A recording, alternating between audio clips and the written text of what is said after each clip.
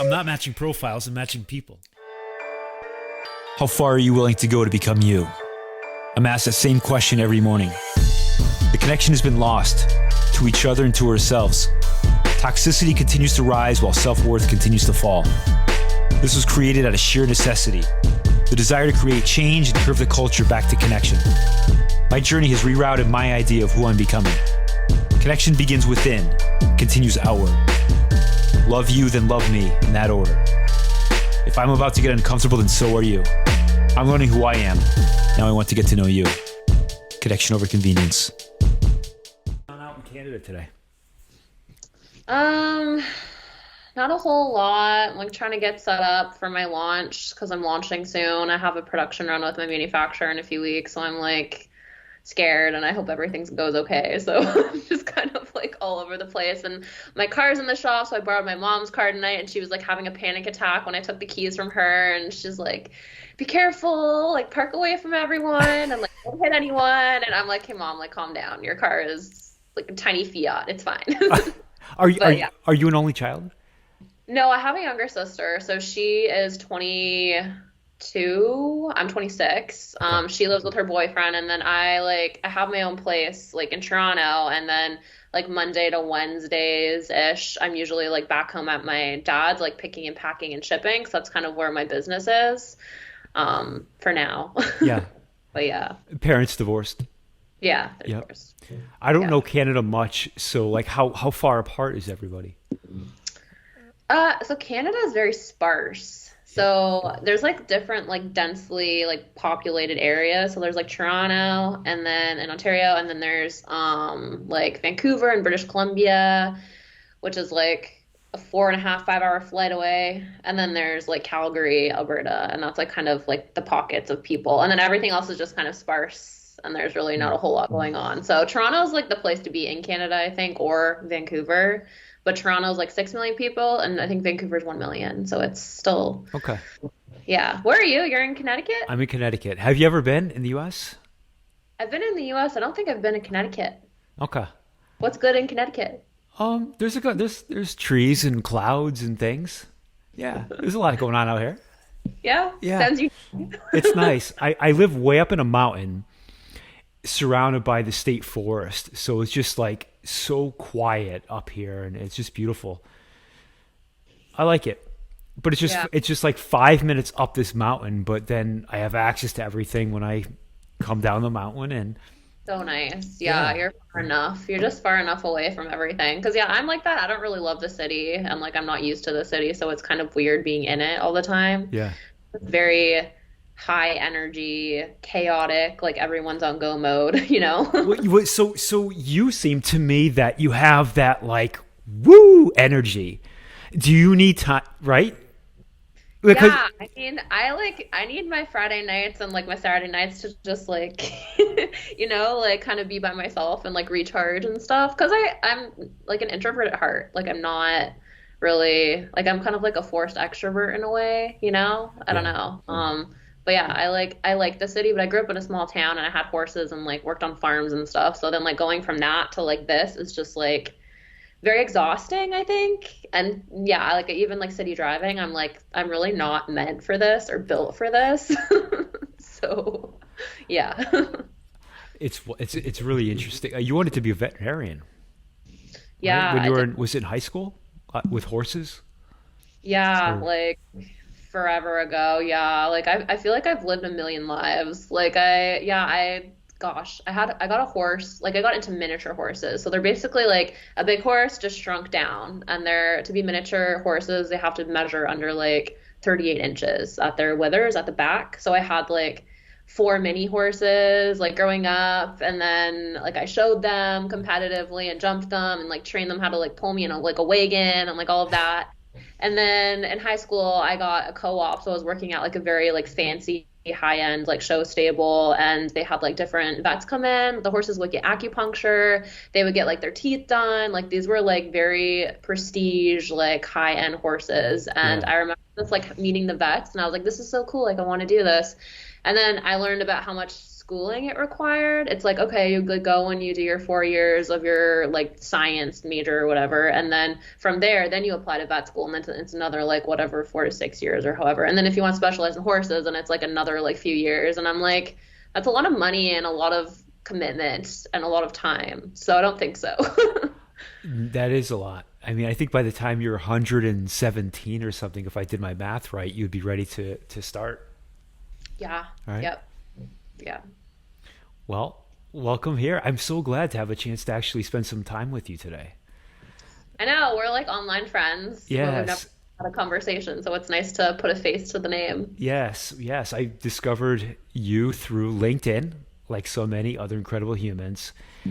And probably the first post I saw was one of your vulnerable, transparent posts that had nothing to do with Brodo, but just your journey of life. And that's what I love. I love learning about everybody's journey.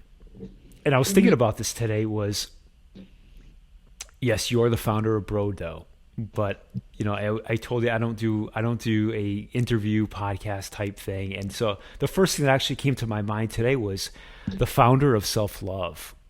And I'm really like curious of like your journey into self-love, of like finding that. And I'd be curious of like your upbringing of your journey into this. Yeah, I mean, I guess like the past year has kind of been my pivotal point for like my own, like, yeah, my business and stuff, but more so like my personal development has been like very, like it's been a huge focus for me lately, because it has impacts on all other areas of my life, including my business. And I think like a year ago I was just, yeah, I don't know, like I guess rewinding back to like high school and stuff, like I always struggled with like body image and the way that people saw me, and I was really, really insecure, and I like hid a lot from people. Like I'd go home and be by myself in my room and like kind of use food to like comfort me, and picked the wrong ways to like self-love and self-heal, like, like, oh, like a bottle of wine is going to make me feel so much better, or like this bag of chips or a whole pizza to myself. So that kind of triggered that. And then it just, my weight, and I struggled with that for so long. And then, I was always trying to make myself smaller. Like I competed in bodybuilding, and it was a really great experience for me because I pushed myself like beyond my limits, and I wanted to prove to myself that I could do something like that. Cause I think like 1% of the population competes, right? Or has done that. It's so extreme. And I'm a very extreme person, and it can be very good, but it can be very bad too. Like black and white thinking is so dangerous. And I've worked really hard to kind of undo that thinking over the past year, and I'm getting there, but it is very hard. And for those who have that, like it is a very, very difficult thing to kind of get rid of. I think it's always there.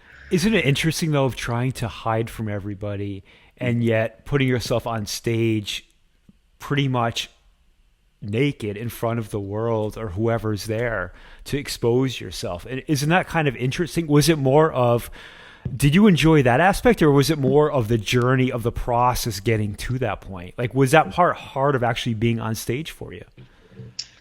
So I think I just stopped caring what people think of me. I got to a point where I just wasn't progressing. My business wasn't progressing. I wasn't progressing. I had people around me, but I had no one who could really help me. Like I didn't have any friends who are entrepreneurs. I didn't have mentors. I didn't have a team to lean on. And I was at this point where I was like, okay, like what am I going to do? How am I going to grow this business? And if I want to grow this business, obviously I'm going to have to like reach out and ask for help, which again, really uncomfortable because I'm a very stubborn person and I love to do things on my own. And like, you can't be like that as an entrepreneur. Like it literally takes a village to build a business. And it's true. The saying is true. And I think like for me, so I got on LinkedIn in like August or September of 2020. And I remember going on there, I had 12 connections and I was like scrolling through my news feed and it was just almost like toxic positivity. Like just everyone just freaking winning at life and like fundraising and like hiring out a team and like getting into these stores and like launching into these countries. And I just was all of the it was highlight reels, right? Highlight reels and just like bullshit. Yeah, and it was almost like Instagram, and like I took some time off Instagram because I was just so like it really consumed me, and just again everyone just like a lot of people Photoshop their photos, and you don't really know the actual story behind the photo, right? Mm. So I got on there, and it was really discouraging for me because I felt like I wasn't doing enough in my business and I wasn't moving fast enough, and like I didn't have like a ton of money. I was like literally bootstrapping and storing product in my freaking living room. Like I just felt so out of place and felt like, okay, maybe like entrepreneurship isn't for me. And then I started just messaging other founders who were kind of at the same level as me, and we started exchanging stories, and I started to learn more and more about the struggles and the adversity that everyone goes through. And then I like sat back and thought, like, why don't people openly talk about this? Like why? Like I think it'll Yeah. help so many people. So then I was like, okay, I'm just gonna put everything out there. I'm just gonna be honest and share it all, the good and the bad, and I'll see what happens. And like surprisingly enough, I had people like message me from all over and thanking me and telling me like how big of an impact I've had on them, and like they want to come out and they want to share their stories, but they're also like super apprehensive to do that. They're not comfortable with it. So I think when I started seeing how big of an impact I was having just by sharing my story openly and like transparently and not kind of sugarcoating things, that was kind of an incentive to keep going. And that's kind of like why I do what I do and why I'm just, I just share it all. Did that struggle though, like the struggle of this, does that feel almost familiar from the struggle of your past and everything that you've gone through talking about body image and everything else in eating disorder throughout those years? There's this kind of struggle that follows. And I believe, with struggle, there's also great purpose on the other side. Do you find almost comfort though in that struggle? That I went through that. That you still go through struggle? Do you actually like, does it feel so familiar that it's almost comfortable to you? Yeah, like I think the more I do something, I just get comfortable with being uncomfortable. And it's like, again, it's so cheesy, but it's so true. And even sometimes with some of the content that I put out on social media, I kind of sit there and I like leave it in the drafts for a little bit, and I'm like, Mm. I don't know if I'm gonna post this. And then yeah, I get a message from someone, and like even like sharing my eating disorder thing, like I kept that a secret for so long. I didn't tell my parents, I didn't tell anyone. And it's still a very stigmatized subject, and people who haven't gone through it, they don't really understand it. And food's like the one thing you can't live without. Like you could be like a heroin addict or an alcoholic and you just don't touch it, but food, like you literally need it to live. And Yeah. if your relationship with food is bad, then like you have to fix it. So I just, yeah, like I felt so alone because I'd struggled with that since I was like, gosh, in high school. So, and I'm 26 now. So on and off, like it's been like a huge piece of me and it's consumed me. And I think too, like when you kind of suppress things and like you don't talk about them and you're embarrassed by them, they control you. But then when you let it all out and it's open and it's out there for the world to see, you have control over it. And it no longer is like a secret and you don't have to feel guilty about it because it's literally there for the world to see. So in a way, it's kind of almost like therapeutic for me too, to kind of like let stuff out. But then I'm also helping other people. And I had people message me who are going through like recovery or they're looking to start recovery and they struggle with eating and all these different things. Like it's pretty insane how big of an impact you can have just by sharing your struggles on social media. You become relatable, right? Yeah. You resonate with others who felt alone for however long and whatever it might be, and then somebody like yourself comes along and openly shares, and all of a sudden suddenly people start resonate with you. They don't feel so alone in life anymore, and you're relatable. You hmm become relevant to that person in that moment when they needed to hear that message the most. hmm And Yeah. it's And powerful.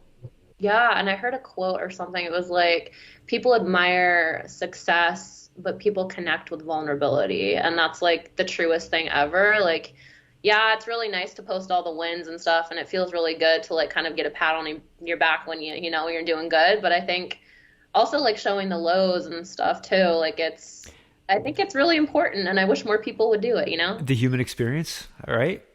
That's our experience Yeah. as a human. Yeah, absolutely. We fight so hard to avoid the experience of being human. It's true. Yep. Yeah. Especially in business. It's like, don't have emotions. Like, you're a leader. Like, I even have had people like say those things too on some of my posts, and it's just, at the end of the day, we're all human. Like, it doesn't matter what role you are, if you're CEO or if you're, like a janitor, whatever role you are, wherever you work, whatever you do, we're all people. Yeah. I think people need to remember that. Isn't it though also fascinating how everybody's so fascinated or interested in everybody else's life? And so for a person to tell you, don't do that, don't act like that, we don't, based on their beliefs of this is not how it should be, how it's done. And I always say everyone's an expert in a life they haven't lived. Because to me, you're doing just fine doing it your way. Yeah. Do you still struggle with eating? I've actually gotten a lot better. Like God, it was really bad. I think at the beginning of the pandemic, because I love working out and stuff, and I got very, oh my gosh, yeah. My eating struggles have like gone back I guess it got really bad after I competed. So the one reason why I booked, let me Let's rewind. Yeah, let's bring it in. My mind is going down like a deep dark hole right now. No, like let's go there. Yeah, so in like 2018 I competed. I did 2 competitions and I like dieted for a year and a half, and I weighed every single thing that went in my body. I weighed the spinach that went in my omelet every morning. Like, it was insane. So I competed, I won my class. After the show was over, I was like, okay, what do I do now? What's my next thing? And I was working like a 9-to-5 job and was miserable, and competing was the only thing that I really like looked forward to, because I love having something that I work on and can work towards, and like setting goals. And then when they like pass, it's kind of like a grieving period, and I'm like, okay, this is really sad. That's cool that I did that, but what am I going to do now? So then I quit that job, and then I booked a trip to Thailand, Southeast Asia, and then I thought that would fix everything for me, because I was living at home with my parents. I didn't know what to do with my life, and I was struggling so bad with my eating. I put on like 20 pounds in a month because I was just going crazy and binging and eating, and it just continued on. Like, I remember just also drinking. I hadn't drank alcohol in like a year and a half maybe, and I drank like 2 glasses of wine and I would be done. Like, it was crazy. And yeah, the trip was kind of where I met entrepreneurs, and like it did kind of fix me in a way. Like, it opened my eyes to a lifestyle that I didn't know was possible for me to pursue, because like I met people who didn't have a business background and who were running these big successful companies, or like high school dropouts, and I was exposed to that and thought, okay, cool, this is really neat. Like, I can do this. If I want to do this, I can do it too. But then I never really fixed my whole like eating issues. I kind of just band-aided it with a trip. Yeah. Which is, yeah. And then I went back into like dieting and was working with a coach. And then I wanted to compete again because I thought that would fix me. And then I wasn't losing weight. And yeah. And then I guess, like halfway through the pandemic, like in 2020, in the summer, like fall, I started like getting really bad. And yeah, it was just like, I didn't want to get up out of bed. I was embarrassed. Like, I would lie to my friends and say certain things. Like, yeah, it was just like very, very bad. And I realized that I needed help. And then I started working with a therapist, and yeah. And then now, like, I actually just sent her an email today and like a little Christmas gift, because I was like, I can't believe that like I'm here and I have like a healthy relationship with my body and food. And because at like my rock bottom, I didn't think I ever would. I honestly wanted to die at some points. Like, I just was so embarrassed, and my body just, yeah, I was treating it so badly. And it's also really hard too if like no one around you really understands what's going on. Like, I remember telling like my best friend before, and she's like, well, just don't do it. Like, just eat, and then just don't, like it's, yeah. And I'm like, I wish it was that easy, but it's not. Well, that's very much like when somebody is in an unhealthy, toxic, abusive type relationship, yeah, will just leave. And yeah, it's easy for me to say to somebody, but it doesn't work that way. And when we're talking about addictions, we're talking about different chemicals inside the body that change around, that don't allow you to just walk away. There's an addiction to it. There's a dependency to it. And so it's very much like a toxic, abusive relationship. I mean, it is an abusive relationship. It's just, instead of with another person, it's with something else, right? Mm-hmm. Yeah, it can show up in different ways for different people for sure. Do you carry that same type of unhealthy relationship with other different, like even in your relationships or past relationships romantically, have you been in unhealthy or abusive type relationships? I guess I've only ever really dated one person in my life and it didn't end very well, and that's probably why I've only ever dated one person. Yeah, he was my first boyfriend, and I wouldn't say it was like abusive, but I liked him more than he liked me, and I was not really a priority for him. Like he kind of made it seem like I was a burden to him, and I would have to like convince him to come see me, and yeah, and like it didn't end very well, and I kind of just I don't know. I like let it drag on too long, you know? And then, again, I had really low self-esteem. So, you know, I didn't have anything to compare it to. I'd never been in a relationship before. But I mean, yeah, I've like seen people and like been treated really well by people. And I'm like, wow, this is really nice. Like this person actually like is treating me like a person and making me a priority. And, you know, and I think, like it all comes back to like self-love and like you have to kind of love yourself and prioritize yourself, and then when you're ready, like that energy that matches your energy is going to come into your life at the right time, because if you're sitting at a lower energy, you're going to attract that energy, and then you're going to be like, well, why did this person come to me? Like this, I don't want this. Like why do I always attract these people? And it's because you're matching their energy, and I don't think people realize that, right? Like they need to put in the work to get what. Yes. Connection begins within and travels outward. It's connection to self first, relationship to self first. And if you don't have that, if you haven't fully accepted yourself, nobody else is going to. And so you are going to attract like-minded people depending where you are in life. How long ago was the relationship? Like how many? Oh gosh, I was real young. I was like 19, I think. So like 7 years ago ish. And then yeah, we dated for like just over a year. Have you been holding off of entering into or meeting somebody else or going into a relationship because of thinking that it's going to repeat itself?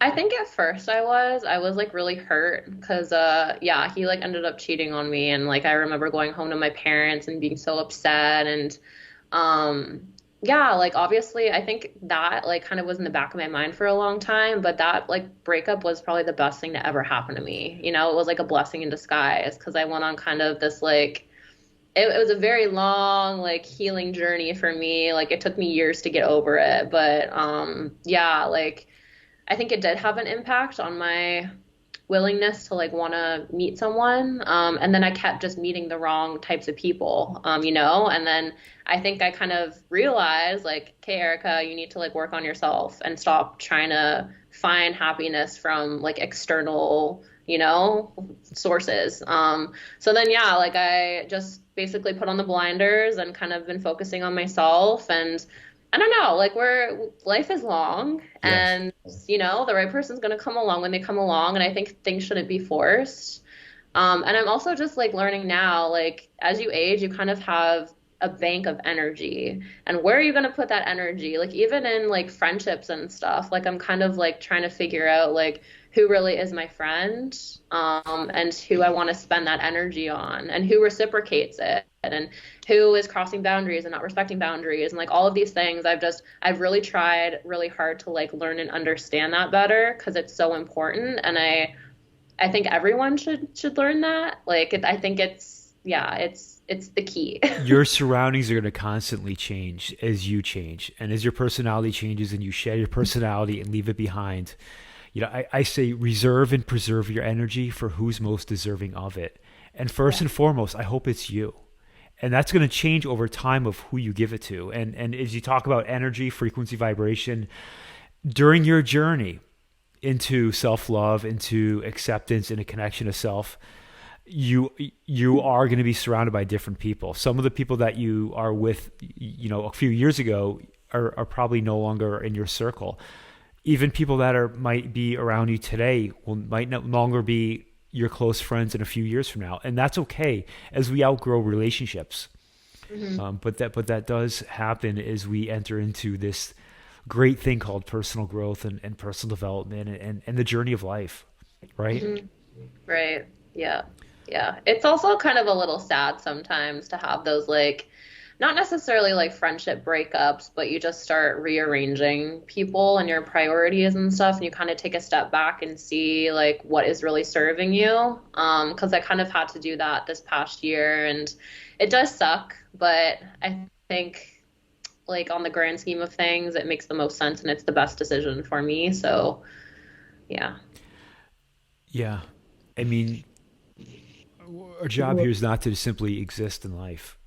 Yes. And so there's a lot of times, whether it's a romantic or just a personal relationship with somebody, we can outgrow that relationship, but if we stay in it, they can hold us back. And then what happens is we begin to resent them. But it's not actually, it's not a fault of theirs. We're the one that's choosing to stay and break our own boundary. And so it's not fair to then resent that person. But they will hold you back. But at the end of the day, it's yourself holding you back. And so, yeah, it's constantly evaluating, reevaluating every day. Where am I at right now? Am I the same person as a year ago? No. Am I the same person as yesterday? Maybe not. And so figuring out who you are today and living by that person. And even figuring out, I do a lot of visualization. I'm not sure if you do, but I'll close my eyes and visualize of my future, of what it feels like. I'll literally take on the emotions of what it feels like and live in the moment today as if it's already happening to me, if I'm already that person of the future.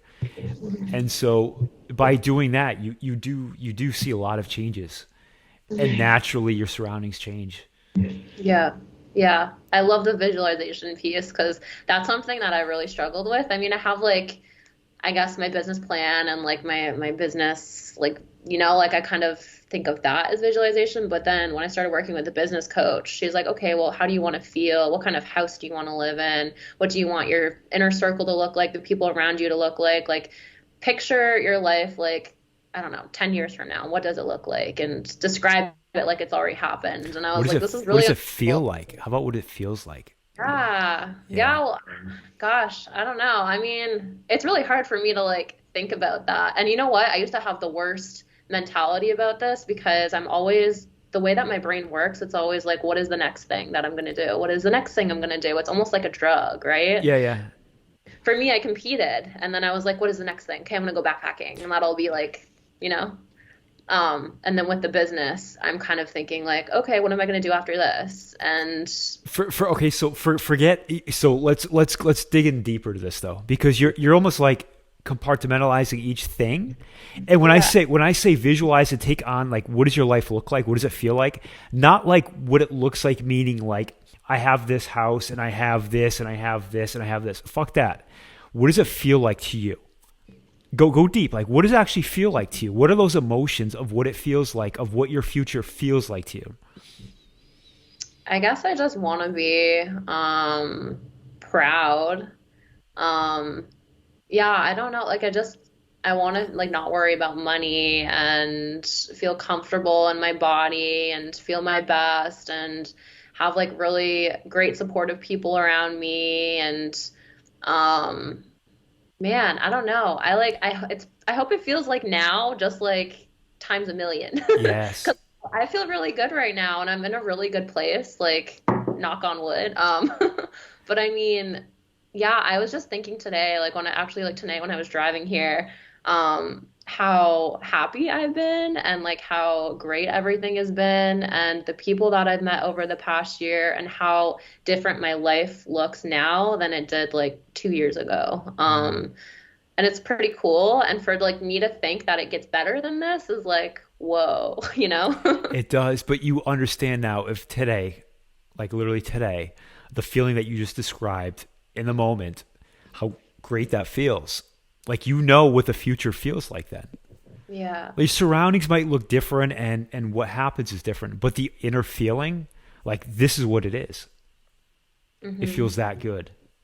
Yeah. And just waking up and being excited, Yeah. I call it, and I've been studying with this, it's called a brain orgasm. And it's like you take on these emotions of like you don't have a physical orgasm, but your brain gives you the sensation of these just amazing feelings. And when you can make them last longer and longer and it comes down to being fully present in the moment. Because anything outside of that unknown, unfamiliar, which is the actual present moment, you're thinking of things. You're thinking of the past, the future. Your thoughts are racing. You're trying to figure things out. When you're actually fully in the moment, things are quiet. Because you're actually in the moment doing something, enjoying that moment. And so if you can take that moment and always live in that moment, it's powerful. Yeah.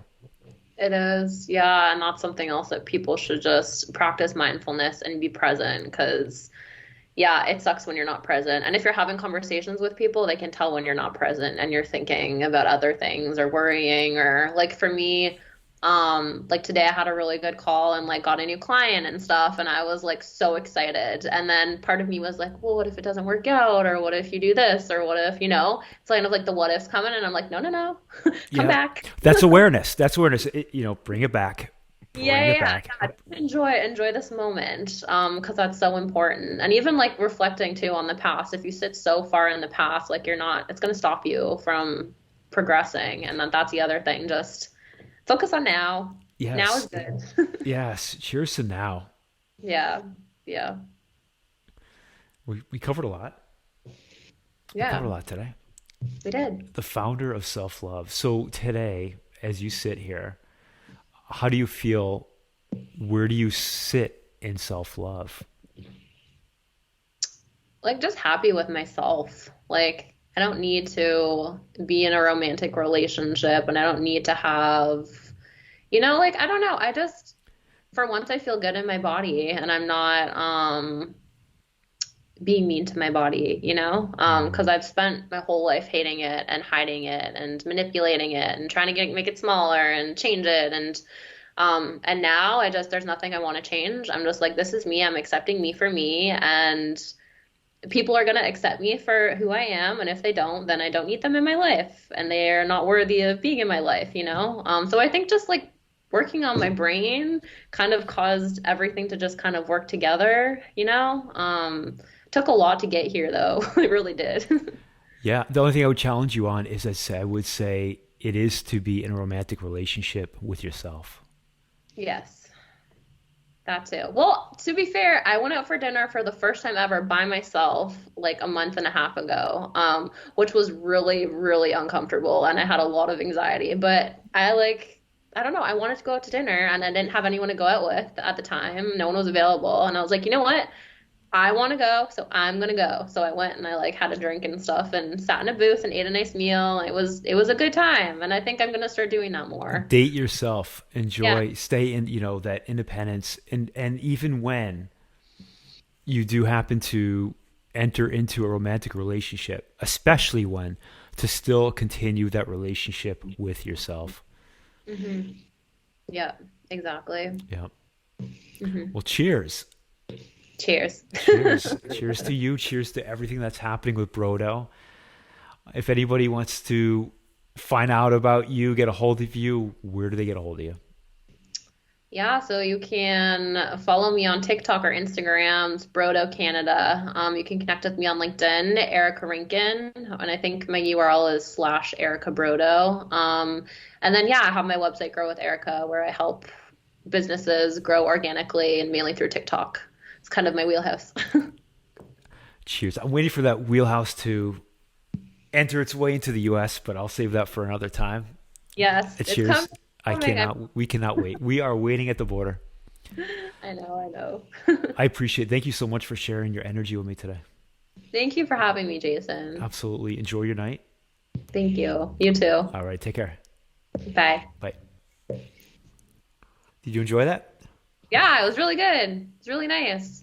No one really has all the podcasts that I think there's a few that stood out to me, but most podcasts are the very generic, like, what's your story? What made you start a business? Like, no one ever really goes deep. Yeah.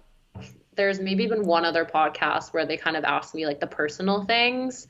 And I was like, I actually kind of like this. It's nice talking about it because no one really asks. To me, it's a conversation.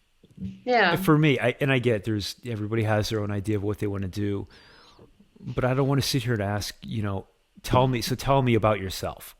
It's really weird. To me, I find it really awkward. And also, like, if I think of, like, if I was going on a date or anything else, like, just a person, tell me about yourself. It's a very, just like, it's transactional. Hmm.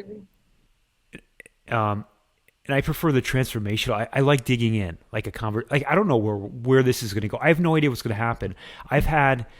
So we did 25 episodes of the podcast, and I would have no idea where each one would go because I don't have anything planned except for I would know about the person, but I have no idea how our energy is where it's gonna go, what I'm gonna say or not say, what are they gonna say, and I think through that we only had 3 that just didn't really go anywhere, and it wasn't of anybody's fault. I just like sometimes it just Doesn't match. in Yeah. life it doesn't it just doesn't go anywhere.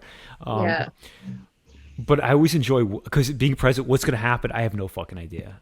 Yeah. But I just want to get to know somebody. So Hmm. yeah, No, I like it. And then, yeah, listeners can connect on a more deeper level, right? It's not just a generic copy paste kind of style interview. yeah. I think it's cool to like learn more about, because yeah, I mean, even too, like a lot of entrepreneurs, like, yeah, we have other shit going on that we have to deal with. Like, it's not just business stuff, right? Like, It's never just. So here's the other thing: is that when you go people who are entrepreneurs and they're trying to struggle with why isn't my business growing? I need to grow my business. It always still starts from within of growing yourself. When you grow yourself and heal and get past you surrender from whatever you're resisting personally, I guarantee you your business all of a sudden takes off. It happens all the time. In fact, I had this conversation with, I won't say their name now, right? I would say it offline, but somebody from Canada who also has a great business. And so we just had this conversation. And sure enough, weeks later, they broke past something personally, and all of a sudden their business just shot. And like the oh fuck moment, I said, yes, that's what it is. It always starts from within. mhm. We're like these self-limiting creatures that hold back. Yeah, I think a lot of people too kind of have an ego, or they don't think that they need help, or they don't need. I was that person, I mean, and it got me nowhere. So that's why I kind of had to hit rock bottom and was like, okay, I need to fix this because this is just getting real bad and it's not gonna help me, Like, and that's why I'm like, hey, I need a therapist. And then I started learning about business coaches and stuff and was like, maybe I should get that too. Maybe I need that. And then I'm so glad I did, because it's just like, if I didn't do that, I'd still probably be stuck where I was like a year ago. Like, I would be flatlined, like not progressing in any way. And then like blaming everything but myself Yes. for stunted growth. Yeah. Which is a victim mentality. Yeah. Yeah. It's We're not good. resisting the world. Yeah. And then we finally surrendered. What happens? It's like, boom, we broke through a block. Like we got through another layer, and all of a sudden things start to move. And then it stops again. And then we have to Yeah. figure out what that next thing is, right? It's like the flow Yeah. until you have things flowing. Were you embarrassed about having to go to therapy? Um, yeah, I mean, I tried therapy like in university when I first had bulimia, and I was a very hard shell to crack. And I remember I had this old woman, I think her name was Susan, and I went in, and I think we did 2 or 3 sessions. And like the third session that I went in, she like asked me questions, and I just wouldn't, like, I felt so uncomfortable and ashamed because I literally would go and like eat my roommate's food and then like purge afterwards, and then I would buy food and replace it so they would never know. Like, it was insane what I would do. Yeah. But I was so embarrassed, and I didn't want to tell her because she made me feel uncomfortable, and she felt kind of judgy. So I was like, oh, I'm fine. And she's like, okay, good. Like, we don't have anything to talk about. There's the door. Like, so I was Yeah. like, I didn't try hard enough. So then that kind of put me off of therapy for a while. I was like, it doesn't work or whatever. And then I went through 2 more. Like, I went through one, and then we just kind of didn't, our our energies didn't match, and again it like was kind of weird. And then I found finally like my third one who is so awesome. Like we hit it off right away, and I felt like I could just tell her everything. And then also too, like I started to realize like if I'm not honest, I'm just hurting myself, and I'm paying for therapy. So I mean, if I'm Yeah. paying for it, I might as well be putting in the work, or I'm not going to get anywhere. And she also like held me accountable in a way, because if I didn't follow through on things, or if I didn't do like my homework, She then call I'm you like, out. okay, I'm wasting her time. Like she basically bumped me up because she had a waiting list, and she's like, I'll see you like bi-weekly, and like we'll start working together and stuff. So I felt like I had to follow through on things because I don't like disappointing people. So Mm. yeah, so it was really good working with her. And then yeah, it was like waves. Like there were good days and bad days, obviously, but Do you know how many people hold back from their own therapist for the fear of being judged? So you're going to therapy, but still yeah. there's this hierarchy, and so we feel that we can't open up because I don't want them to judge me, even though the concept of therapy is to open up to get past this. I know. That was, yeah, it's the most insane thing to think about. And it's, again, though, like, I feel like therapy, it's not like a cookie cutter approach. Like, you kind of have to go and find, and it can be really discouraging. Like, if you keep seeing therapists and it's like, man, they're all sucking. Like, why is it me? Is something wrong with me? Like, why isn't this working? And it, yeah, it can be discouraging, and then you kind of want to give up, right? But Yeah. once you find that one like golden nugget therapist who like gets you and doesn't judge you, and you can almost kind of like have a friendship with, I think it makes such a difference. And then you kind of just like bleh, like let it Mm. all out. Yeah. Yeah. Do you yeah. Do you still go? No, so I stopped seeing her, I think in July, 'cause I had been like really good. Yeah. And I've actually been really good since that point. And I just remember it was like a very emotional moment. Like I remember coming to the session and I was like, "Okay, Danielle, like I think I'm ready to graduate and like be on my own, you know." And she's like, "Oh, like if you need anything, like let me know." And she was like really happy for me because she kind of saw me at my worst and my lowest, and I was so like not believing that I could recover. And I was like, this isn't gonna Mm. work. Like I can't be fixed, and this is controlling me and it's controlling my life. And then yeah, she kind of like helped me get to where I needed to be, and she's there if I need her, which is really nice. But yeah, I've been good, and I've been actively like trying to manage it and get better and get better. Obviously, it's not linear, like it's not perfect, but yeah, I feel really good. So Good. yeah, It's a it's lifelong exciting. journey. It's Yeah. it's not a checklist or you check something off. It's personal growth and wellness and everything we're talking about. It's a lifelong journey. It's a commitment to yourself.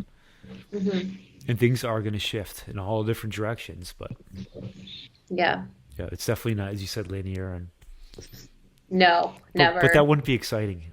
That would be a boring life to have just a very linear No, type, right? For me, no one wants that. well, I think some people actually enjoy being in the known, what's familiar. And so as much as they can complain or but tomorrow I get to complain again. It's familiar to me.